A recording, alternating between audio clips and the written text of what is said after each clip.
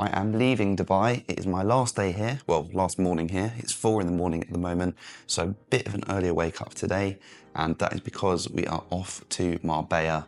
Absolutely love it there, so really excited to show you guys that. It's a really cool place. So going to be showing you my trip today and just talking about some of the pros and cons of traveling whilst working.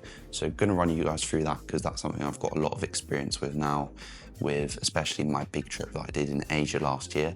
So going to be talking about that and just running you guys through the day and showing you what it's like day in the life of an entrepreneur, changing countries and sort of having a big shift in environment.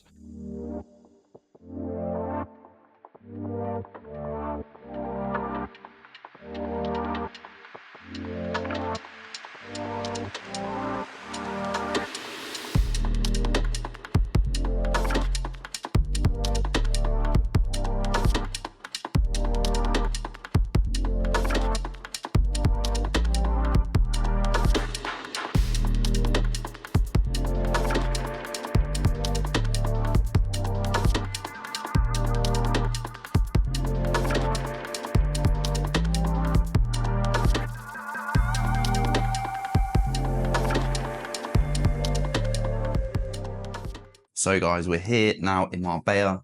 As you can see, got a bit more nature going on than there was in Dubai.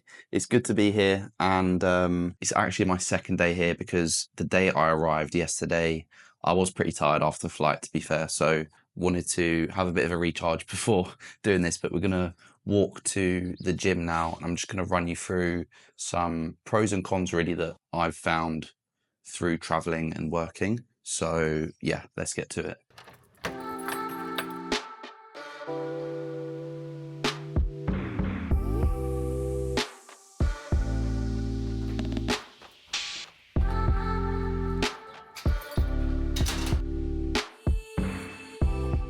On the way to the gym now, guys, to do some cardio, and wanted to run you through some pros and cons that I've written down. So first one, the pro being freedom and lifestyle design.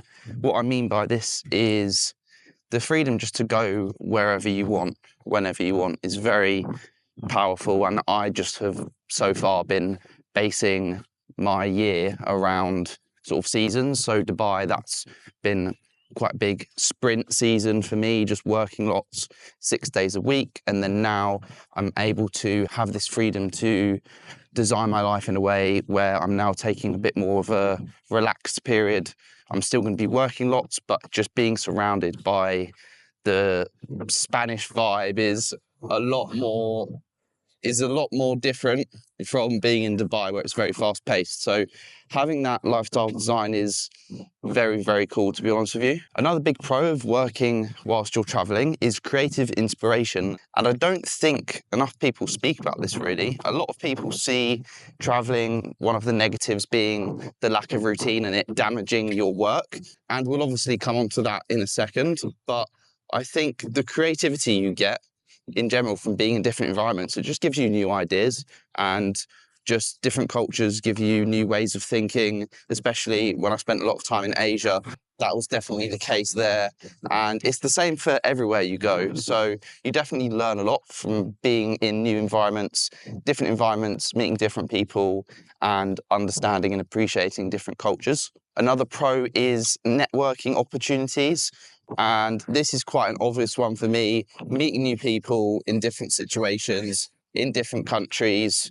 Obviously, Dubai is very, very good for networking, as I spoke about in my Dubai vlog the other week. But there's a lot of people here to network with, and networking for different reasons as well. So you're able to meet people in different countries that have, again, other ways of thinking. You get that creative inspiration, but also you get the networking, which is obviously different from country to country. And you're meeting more people at the end of the day if you're traveling rather than staying in the same circle. Having the same circle, obviously, there's pros and cons to that. You do meet less people, but then obviously you do have more in-depth connections with those people. And obviously that is a con as well, which we're going to come on to. And then the last positive I want to come on to is obviously content. If you're creating content online, then traveling is a great thing to be able to share with that as well. Like, let me just show you this here. Actually, there's some cows. This is exactly what I mean, guys. Just some random cows here. Spanish cows, the good ones. So if you are in the same environment all the time, obviously your content is, you're still going to be able to produce some valuable content, but you're not maybe going to have that exciting touch to it of you being on the go all the time. So that's the pros. I do think the pros are very beneficial. And especially for me, the biggest one is like getting that freshened energy when you go to a new place. You get new ideas and you don't sort of get stale in your same routine. But the cons, first one, obviously disrupted routine. This is something you get better at managing if you are traveling frequently. As I said, last year did lots and lots of traveling. Now I don't travel as much, I only travel every couple of months. So I've sort of found that that's the sweet spot for me. But disruption to routine can be a big one if you're not used to navigating it. And what I mean by that is even just the small things of finding where you're going to get your washing done or finding out where the supermarket is. All this stuff takes up mental energy. And if you're really focused on scaling your business, you need to really prioritize where that mental energy is going. So for me, I've got quite good at settling in now, which only takes me a day or two. But if you're new to it, then that's something that you've got to keep an eye on, because routine is everything at the end of the day. So this is a big con, but if you get good at managing it and you don't travel too frequently, then it is definitely manageable. Let's talk about focus as well with the second con. You can have reduced focus if you don't manage this correctly as well. So if you're always on the go, maybe it's similar to the routine. If you're trying to find new places to go, new places to eat, all this different type of stuff, then it can distract you if you are not in that routine, that monotonous routine. You can get distracted by trying to maybe explore the new area, which is obviously something you want to do as well. So I found this a lot when I was traveling a lot last year and wanting to see lots of things in each location I was in. Whereas now the type of traveling that I'm doing, it's not really, I don't really see it as traveling as much. It's more just living in different locations. So I will just more live in a location for 2 to 3 months and then I'll change it up rather than going to somewhere new, completely new that I haven't seen before and feeling like I need to explore it. Like I've been to Marbella quite a few times now. I don't feel like I need to explore it.